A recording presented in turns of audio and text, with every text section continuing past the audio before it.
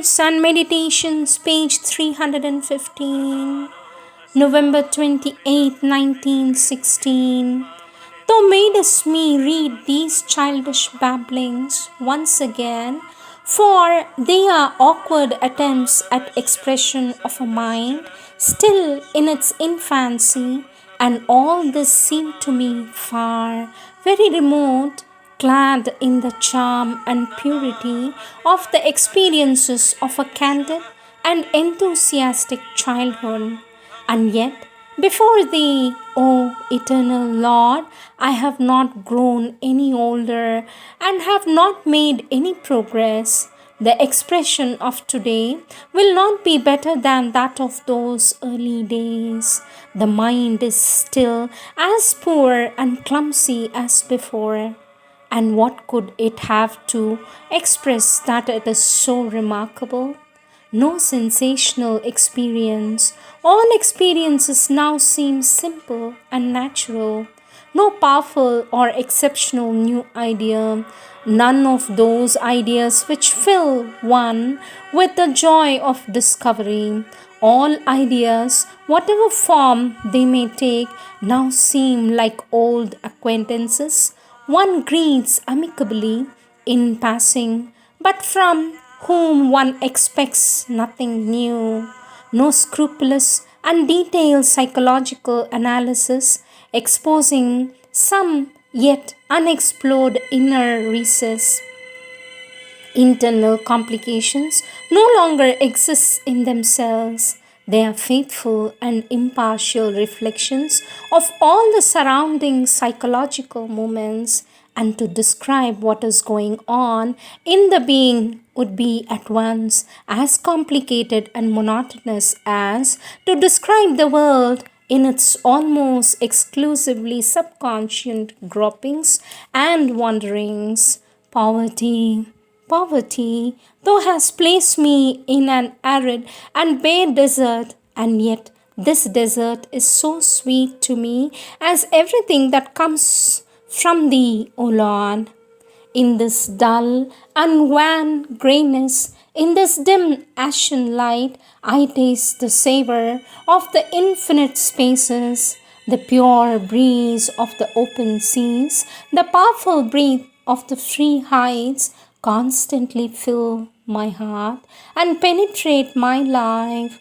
All barriers have fallen within and around me, and I feel like a bird opening its wings for an unrestrained flight. But the bird remains perched upon a rock, its wings outspread against the grey, fleecy sky, awaiting, in order to soar upwards, the coming of something it expects without knowing what it is. As it no longer has any chains to check its flight, it no longer dreams of flying away. Conscious of its freedom, it does not enjoy it and remains like the others, among the others, perched on the ground in the midst of the dark and dense fog.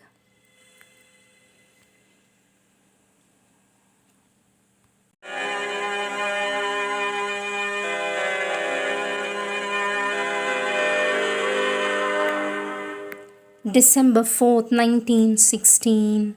Since thou hast permitted it, O Lord, I have once again begun to come to thee daily, freeing myself for a few brief moments from an activity of which I know the complete relativity, even while I am engaged in it. Thou hadst plunged me back into action and the ordinary consciousness, and now thou grantest me the possibility of regularly taking my flight again to thee, to soar awhile in the immutable silence and eternal consciousness. Thou hast willed, O Lord, that the being should grow wider and richer. It could not do so without entering once again, at least partially and temporarily, into ignorance and obscurity. This ignorance and obscurity it comes now to lay at thy feet as the most humble of audiors. I shall not ask thee to bestow upon me continuously the consciousness thou grantest me in these moments of peaceful and pure communion.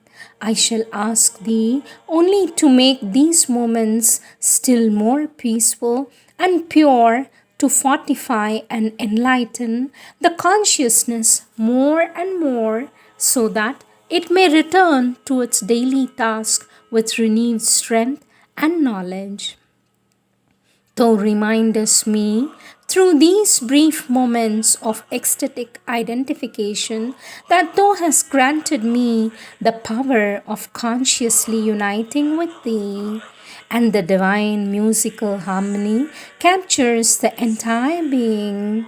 But the sounds gather in the head as behind the wheel, and not a word flows from the pen today.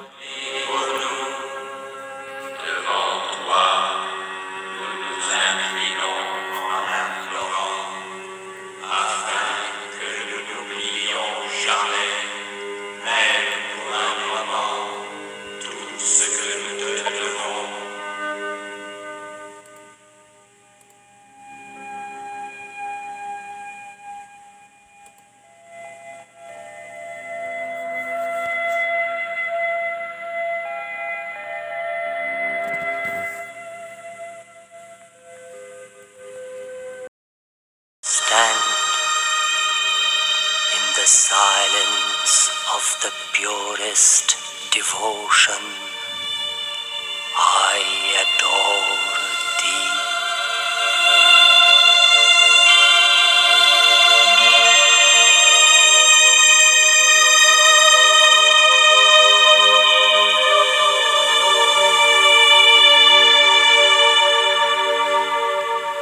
पृथ्वी रेणुरनुः पयांसि कनिका फल्गुः स्फुलिङ्गो लघुस्तेजो निःश्वासनं मरुततनुतरं रन्ध्रं सुसूक्ष्मं नभः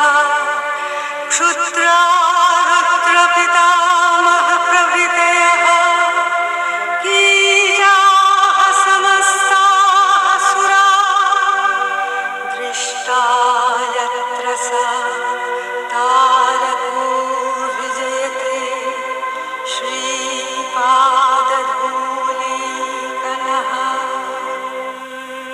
या ते रुद्रशिवा तनूरघोराः पापकाशिनी तस्मात् तमेव मम शरणम् तया नस्तनुवा शन्तमया गिरिशन्ताभिजाकशी तस्मात् तमेव शरणम् ततः परं ब्रह्म परं बृहन्तम यथा निकायं सर्वभूतेषु गूढम् तस्मात् तमेव शरणम् ॐ विश्वस्यैकं परिवेष्टितारमेष तं ज्ञात्वाहमिता भवन्ति वन्दे सूर्यशशाङ्कम्